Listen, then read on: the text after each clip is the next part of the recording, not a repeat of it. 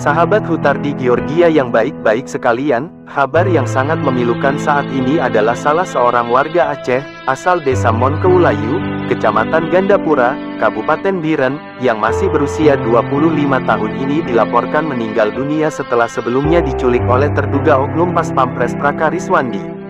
Kami warga Aceh meminta kepada Presiden untuk memberikan atensi serius terhadap kasus tersebut, juga meminta agar pihak-pihak yang terlibat untuk diproses hukum sebagaimana ketentuan peraturan perundang-undangan yang berlaku di NKRI.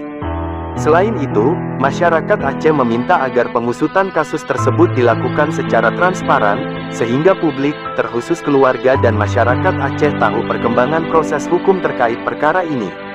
Kami bangsa Aceh di seluruh dunia mengutuk keras kejadian yang menimpa saudara kami Imam Masikur, yang dilakukan oleh oknum Pas Pampres itu. Saudara Imam Masikur merupakan warga kami bangsa Aceh, kami warga Aceh, di saat kami merasa aman dari kejahatan apapun di negara orang di tempat manapun kami bekerja, bahkan pada masa konflik sekalipun, mengapa kejahatan ini menimpa kami di tanah sendiri, di masa negara kita sedang aman, di negara kesatuan Republik Indonesia tercinta ini.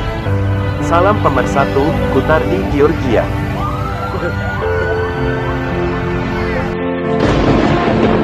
No, mak ni kirim peng, lung kai rampo.